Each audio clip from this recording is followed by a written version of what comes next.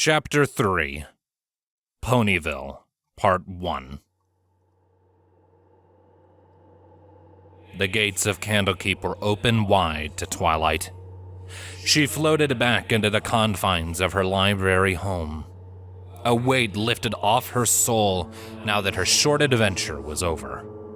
The gardens whispered around her, their sound filling the space with color as she approached the doors to the library keep. A figure opened the doors ahead, shattering Twilight's bliss. It was the figure in armor. The Black Knight was here, in Candlekeep.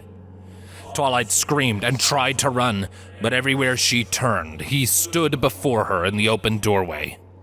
The world forced her to watch as the residents of Candlekeep stepped up to him, one by one.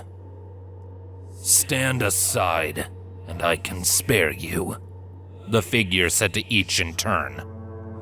The residents only had one answer. "I will not allow you to harm Twilight Sparkle," they said, the voice of Star Swirl on their lips. One by one, the Black Knight addressed them as he had Star Swirl, received their answer, and beheaded them with his cruel shield. The Keeper of the Tomes, Chancellor, Mr. and Mrs. Cake, the Guard Captain Thunderfoot, a kindly old sage who had once helped her when she was lost, but whose name eluded her. Each face became a head in a growing ocean of blood. Finally, when no one else remained, Star Swirl stood before the Black Knight. "Stand aside, and I can spare you. I will not allow you to harm Twilight Sparkle." As the shield bit into Star Swirl's neck, Twilight drowned in helplessness. Star Swirl's head rolled in the dust. Something reared its head within her, shattering her cage of despair. Her hatred came ablaze and lashed out. Black tendrils tore away the Black Knight's invincibility until he was left naked and weak. A jagged, cruel ebon blade materialized before her. It floated a hair's breadth from the exposed chest of the Black Knight. It merely waited for her to drive it home. Taking hold of the blade, Twilight embraced her revenge. But for a moment, she hesitated.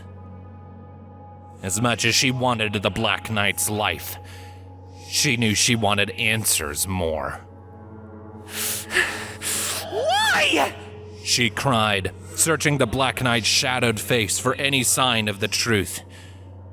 Before she could end him for his silence, two orange pulses of life filled her mind. A voice in the darkness screamed in rage. The sound of two knocks on the door chased away Twilight's nightmare. She sawed up, panting, covered in perspiration. She winced when her horn struck the frame of a second bunk above her. The impact rattled her skull, starting a morning headache. Applejack's voice called through the door. "If you two are alive in there, breakfast is going to be served downstairs in about 30 minutes. There's some hot bath water in the tub on this floor if you want to wash up." Twilight settled back onto her pillow, loath to leave the comforts of the linen sheets. She could tell from the light slanting through the small square window of the room that it was well into morning. "Thanks, Applejack," she called back. Her stomach felt empty, but leaving the soft bed would be challenging.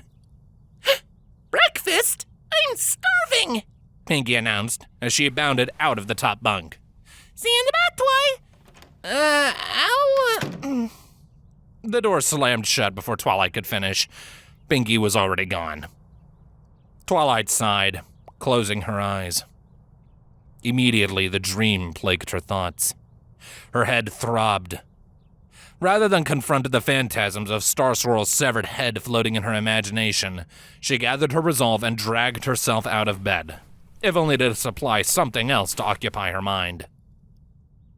As soon as her hooves were supporting her weight, Twilight winced. Her sore leg muscles protested every movement. Magical healing and a good night's rest could only take the edge off of the strain her unprepared body had been under since she left Candlekeep. After spending a couple minutes on stretches she had learned from a book in the library, she found the pain tolerable.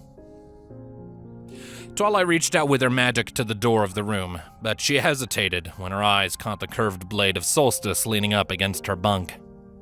She considered bringing the blade with her for protection, then decided against it. Without any saddlebags or a cloak to tuck it under, carrying the sword she had killed a pony with around the inn like an oversized kitchen knife would be awkward, to say the least. As soon as she prepared spells, she could protect herself with those if somehow another assassin lurked in the Helping Hoof. Twilight left the room and hurried across the common room, hoping that the bath water was still hot.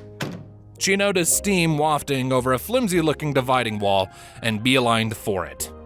Beyond the wall, she found Pinky luxuriously soaking in a giant wooden tub, along with a few other late risers.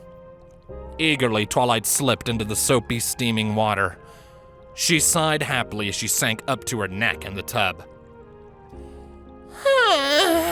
This is, hooves down, the best bath I've ever had, she said. Pinky nodded beside her. You got that right, Twilight.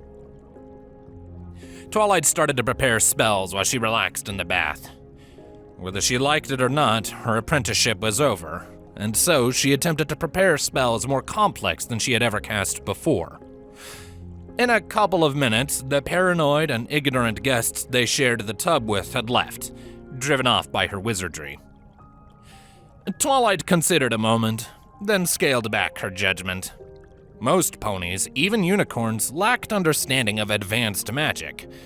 She supposed that if she heard a unicorn mutter ley lines, planar rifts, and fireball under their breath while their horn was glowing, she would get nervous too. Conveniently, she felt Solstice's presence while she prepared spells.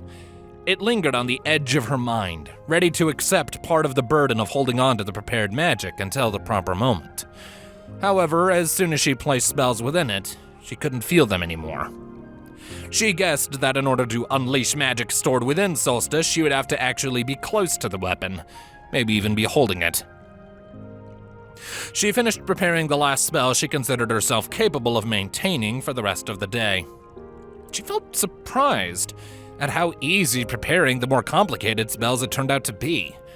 Back in the library, she had always preferred theory and tended to avoid more advanced practice.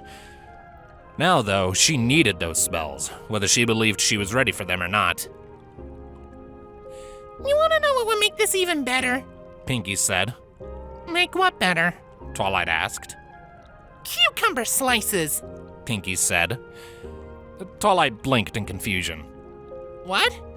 Cucumber slices would make this bath so much better. Pinky finally elaborated. Twilight rolled her eyes. You don't need to put cucumber slices on your eyes. Pinky quirked her eyebrows at Twilight. Why would I do that? I don't know. Isn't that what ponies do at spas? Twilight said. Now they were both puzzled. What's a spa? Pinky asked. You know what? No, enough. Twilight yelled and jumped out of the tub, splashing water onto the floor. She cursed Pinky under her breath for not reading the same books about upper-class city living that she had. Let's go get some breakfast.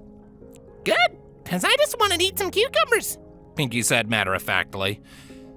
Twilight face-huffed.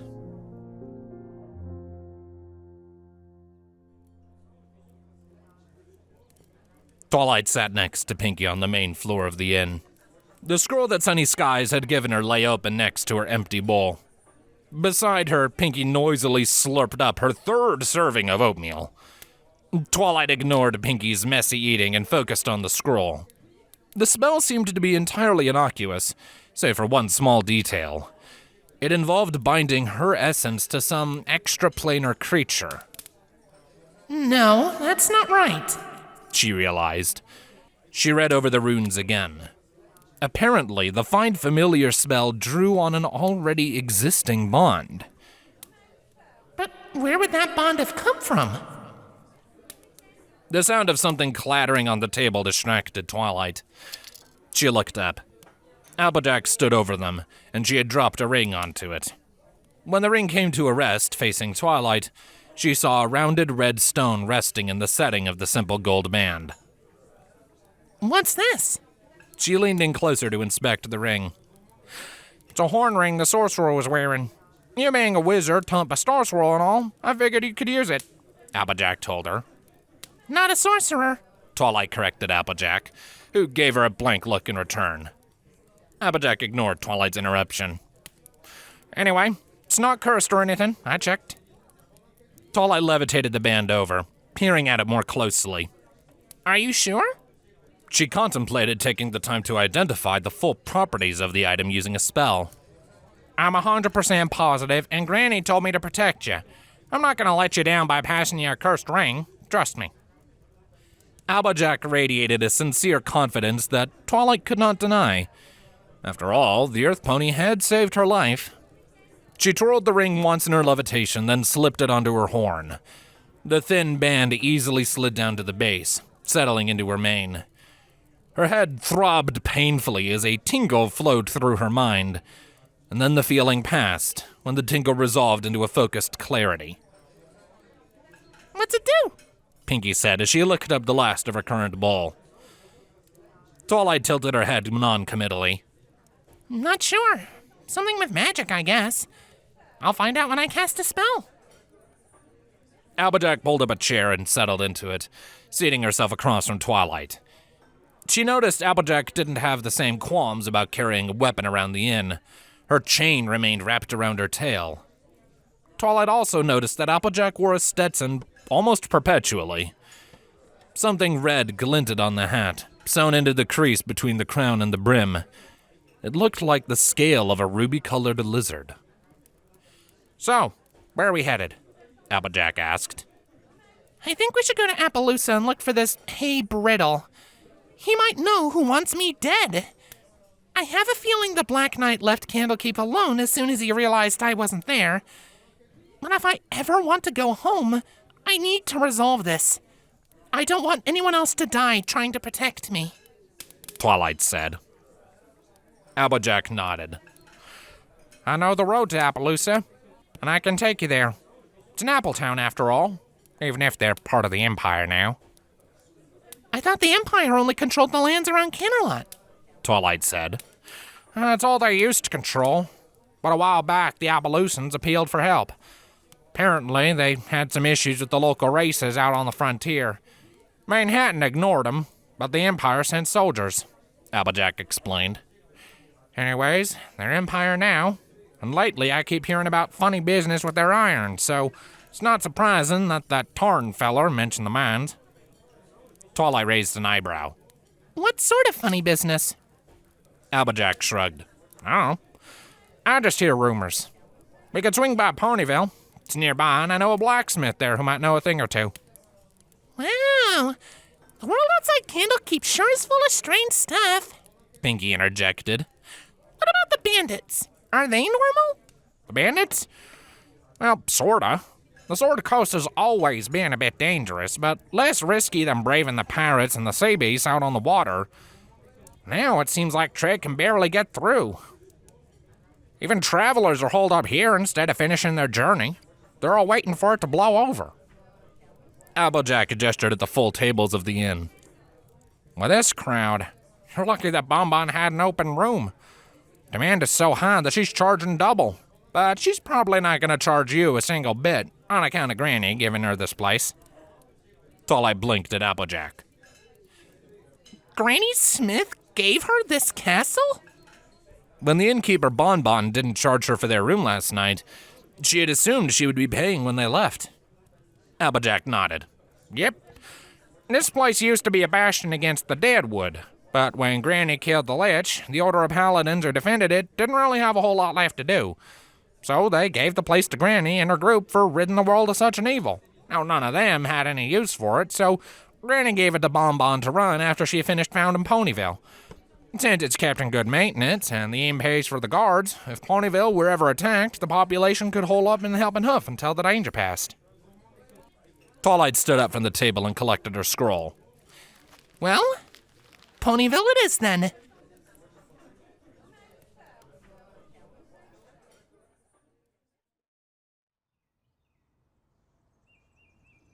The trio assembled at the gates of the Helping Hoof, kitted, resupplied, and ready to go. Of the three, only Applejack wore armor. Chainmail covered most of her body. Steel plates covered her shoulders, back, and flanks, and the front of her forelegs for added protection. A single plate with a ragged gash torn partially through the steel sat beneath her hat, covering her forehead and between her eyes. Applejack's armor reminded Twilight that she had forgotten to prepare a mage armor spell. The plates that the Earth Pony wore provided better protection than any ethereally conjured armor, but the mage armor had the advantage of not obstructing her spell casting. She decided to cast the spell unprepared, rather than be vulnerable out on the road. The mage armor spell came together within 10 seconds, when it should have taken more than a minute. The clarity she felt from Tarn's horn ring greatly expedited the process of shaping raw magic.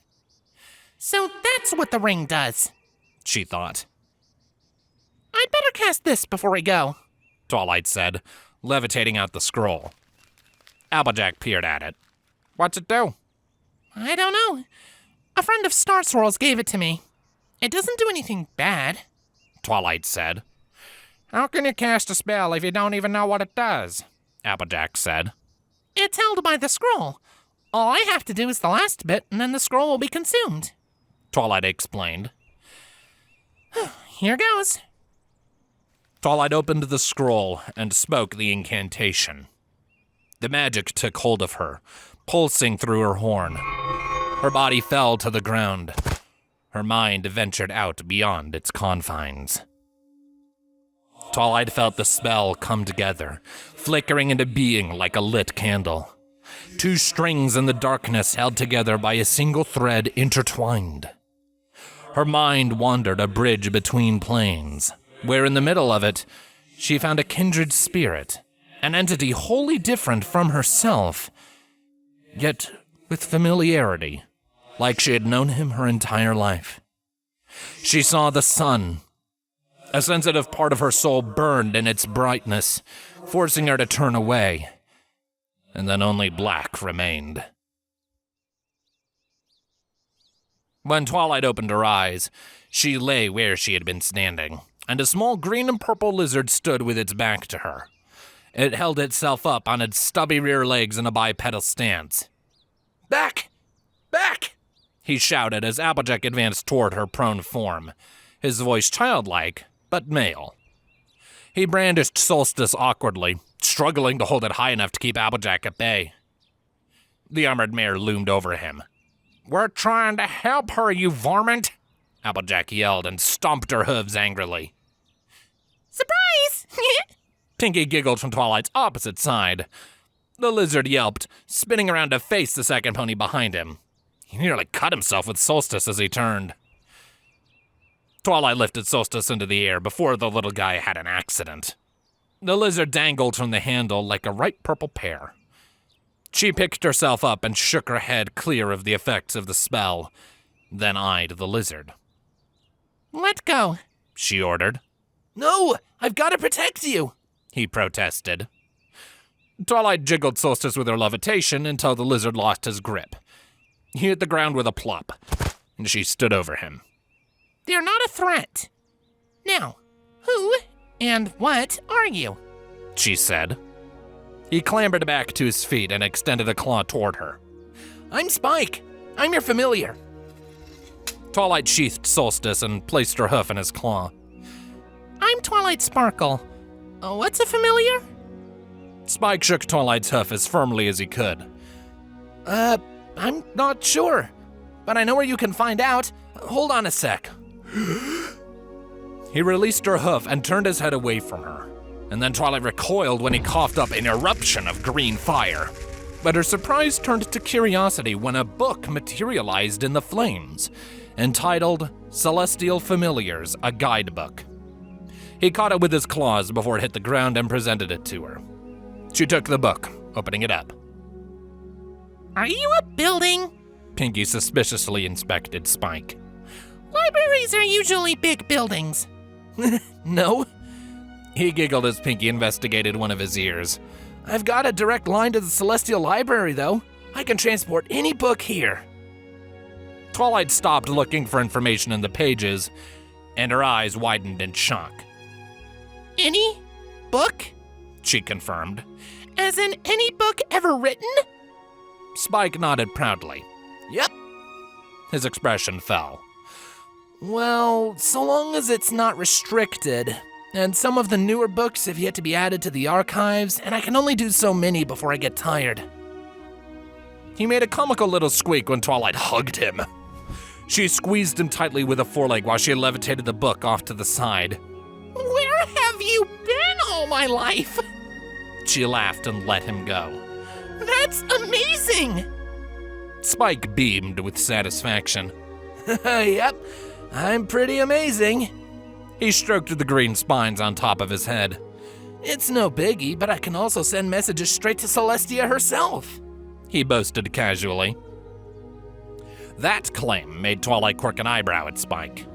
It wasn't unheard of for an extraplanar creature to have powers, but the ability to directly communicate with a goddess would be quite unique.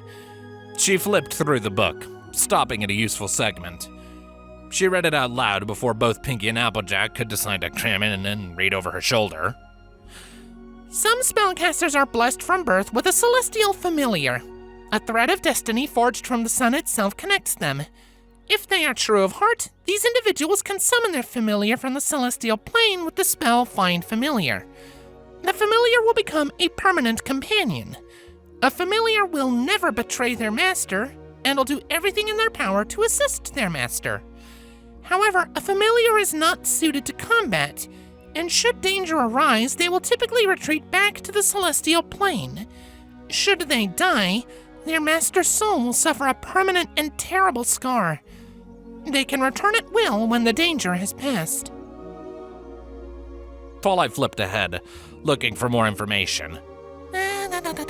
Here we are, she announced when she found an illustration that resembled Spike, and she began to read again. Fey Dragon. Fey dragons are small lizard-like creatures that resemble their draconic namesake.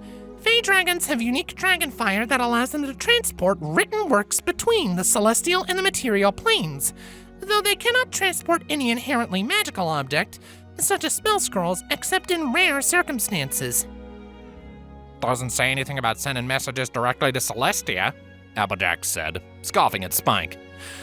Yeah, but I'm special. She told me so, Spike protested. I can prove it. Do you have some parchment and something to write with? Twilight levitated a charcoal stick and a page of parchment out of her saddlebags and offered them to Spike. He took them gleefully. All right, what do you want me to write? He said, charcoal poised. Dear Princess Celestia, Applejack began sarcastically. Your lizard here is tooting his own horn a bit loud.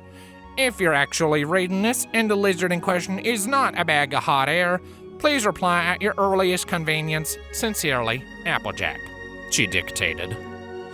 Spike scribbled away at the parchment, and Twilight noted that his penmanship was excellent, though conveyance was a rather glaring spelling error.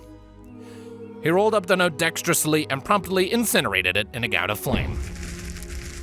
Applejack watched him expectantly. It might be a little while. He rocked on his feet awkwardly. Well, until then, you're a windbag, Applejack said with a snort. Come on, we better hit the road. They trotted out the gate, Spike hurrying to keep up. Applejack paused when they heard Granny's voice calling from the gate. Jackie, you keep Twilight safe, you hear? You got it, Granny. I'll see you back at the farm before you know it, Applejack yelled over her shoulder before turning back to the road ahead.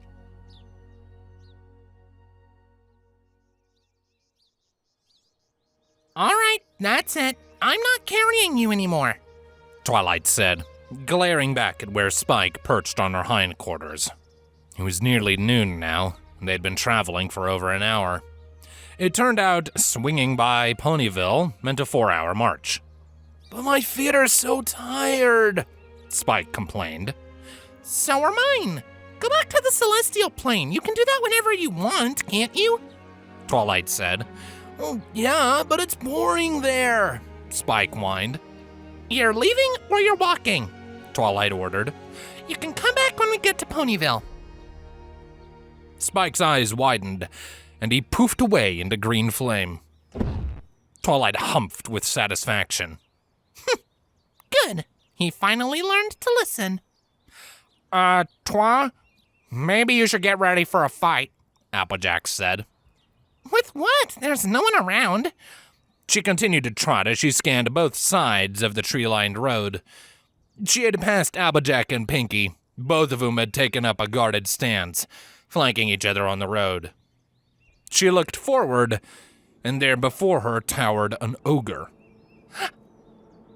Oh, she said. She'd nearly planted her face in his chest before she could stop. He's big, she marveled as she looked up at his angry face. I am woman, the ogre roared, dousing Twilight's face in a deluge of spittle. He reared up in front of her, and judging by the shrunken thing that dangled between his hind legs, he was most definitely not woman, Twilight noted with disgust. He kicked his forelegs in the air, and the chains wrapping around them clattered ominously. Twilight rolled just in time to avoid a direct blow from his smashing forehooves as they plunged back down out of the rearing motion. Her invisible mage armor lit momentarily as the chains glanced off of it. She tumbled across the road from the force of the blow and slid uncontrolled into the muddy ditch beside it. Twilight! She heard both Applejack and Pinky cry as she fell. The lip of the ditch where Twilight had fallen hid the ogre from sight. His heavy steps thudded toward her. Her heart pounded in her chest, adrenaline taking full hold of her body as her mind caught up with the danger of the situation. She reached for Solstice with her magic, but the blade failed to respond. She wriggled in the mud, starting to panic. When she fell, her back had buried deep into a crevasse at the bottom of the ditch, simultaneously trapping the blade and preventing her from rolling off of it. Twilight heard the characteristic hiss of Applejack's chain streaking through the air. An instant later, the ogre grunted in pain, but even as the chain clattered back, he kept moving. Twilight screamed in terror. Solstice still wasn't budging.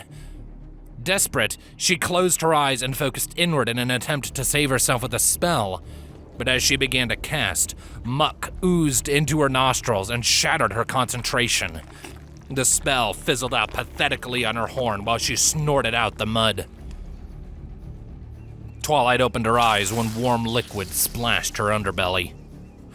The ogre loomed over her, his blood dribbling down from a deep wound in his shoulder. She saw Pinky leap onto his back and wrap her forelegs around his neck. He kept his chin down to prevent Pinky from getting a chokehold and bucked her off his back with tremendous force. Pinky lost her grip and sailed over the trench. The ogre planted his hooves on the edge of the road, raising one of them up above Twilight. An instant before the ogre's deadly blow fell on her, Solstice finally pulled free. She positioned the blade between herself and the ogre's earth-shattering punch at the final moment. The edge of Solstice caught the chains wrapping the ogre's hoof. Muck splattered her cheek when the deflected hoof plunged into the mud beside her head. She couldn't feel Solstice, the ogre's blow had knocked it from her grip. Half in the ditch now, the ogre pulled back his second hoof, ready to pummel her to death. She had nothing to parry him with this time, but before the second blow could fall, a cerulean blur shot by. Twilight blinked when a gust of wind hit her face. A rainbow afterimage clung to her retinas. The ogre no longer loomed over her. He had been knocked onto his belly in the ditch. A deep gash ran from his formerly uninjured shoulder to his hindquarters. His guts oozed out into the trench from the open slit in the side of his abdomen, while he dragged himself toward her with single-minded purpose. Eyes bloodshot, he stared at her in blind rage. Twilight frantically cast about with her magic for Solstice. Within a second, she found the blade buried point first in the mud, dangerously close to her head.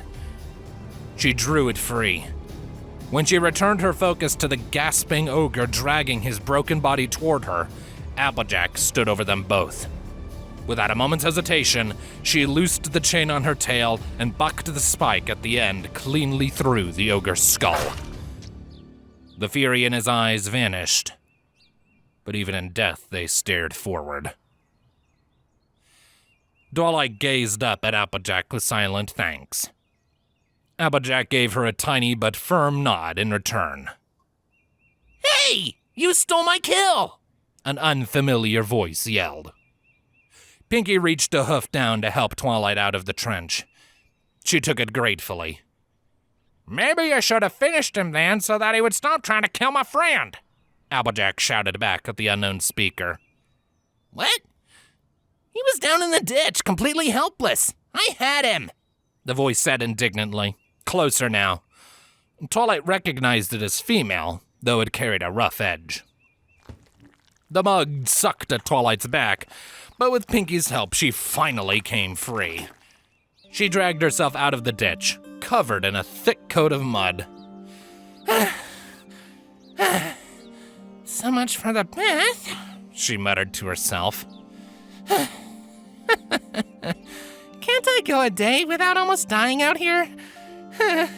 She said with a relieved, mirthless chuckle. On the road, she saw a cerulean blue Pegasus with a uniquely patterned rainbow mane and tail standing across from Applejack. Narrow metal blades covered the leading edges of her wings, protruding out to the tips of her primary feathers. Twilight noticed the Pegasus holding her left wing like it had been injured, and fresh blood spattered it. Whoa! Someone was down there? The Pegasus marveled. She leaned around Applejack to get a better look at Twilight. Did I just save your life? Yeah, I guess you did, Twilight replied.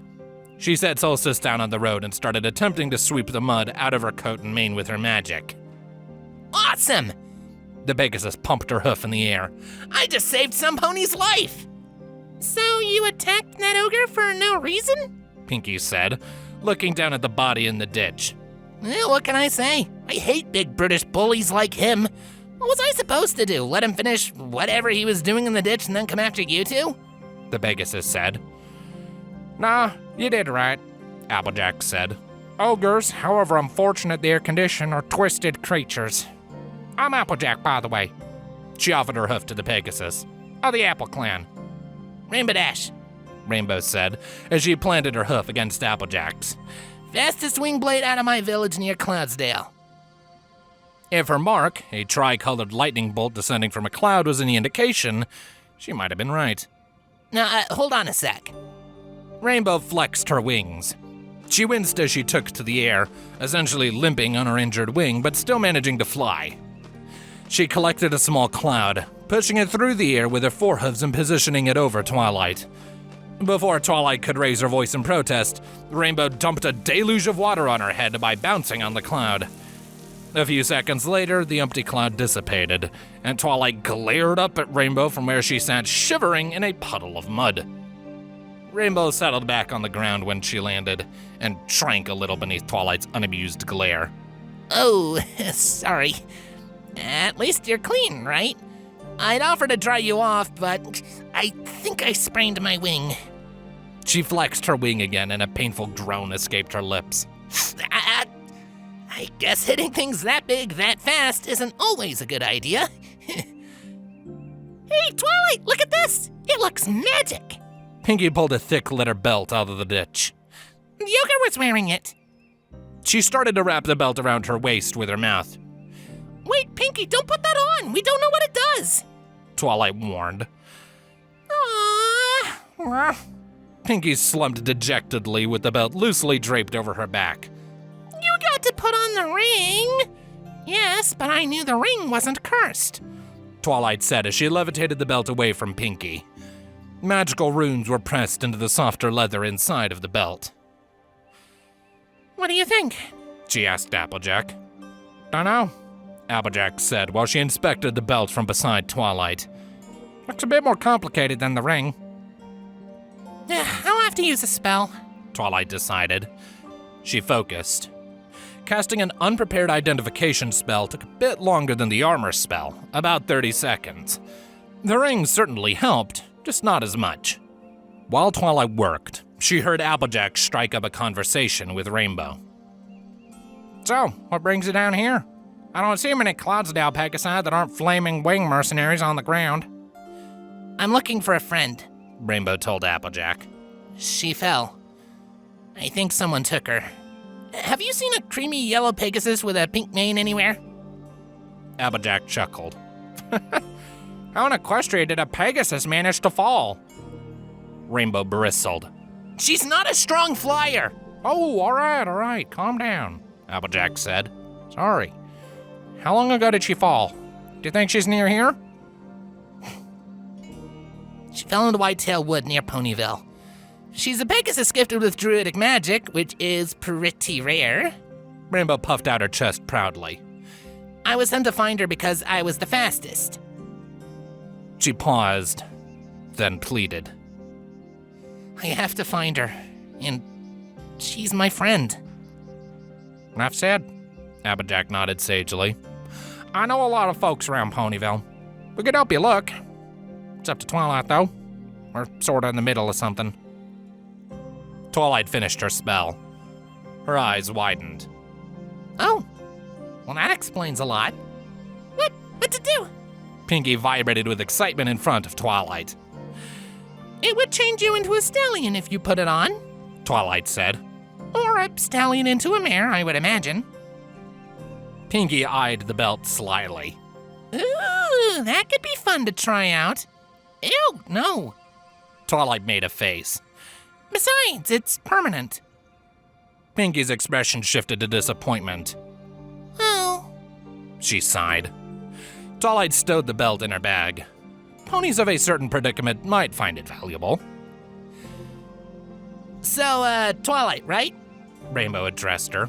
If you help me find my friend Fluttershy, I'll help you with whatever it is you're doing. Favor for a favor. Twilight eyed Rainbow. Are you sure you want to commit to that? I'm trying to find my foster father's murderer. He's a powerful unicorn called the Black Knight. I can't predict how long it'll take to find him. And I have no idea how long it'll take to help me find Fluttershy. Rainbow extended a hoof to Twilight. But if you help me, I'll help you. Deal? Deal. Twilight said as she bumped her hoof against Rainbow's. She knew she could use the help. Is it over? Spike rematerialized on Twilight's hindquarters. Rainbow jumped back in shock. Applejack chuckled and Pinky giggled briefly at Rainbow's reaction. Bit late there, Spike, Applejack said with a chuckle. What's that? Rainbow peered curiously at Spike. My familiar, a fey dragon, Twilight said. Huh. Neat, Rainbow said, and Twilight got the impression in her tone that she knew absolutely nothing about familiars and probably did not care. We're about to get going again, Twilight told Spike. Aww, he sighed. I know. Back to the celestial plane. Twilight nodded sternly, and Spike vanished. Does he do that a lot? Rainbow asked. I don't rightly know. We just met him, Applejack mused. but I'll bet you he does.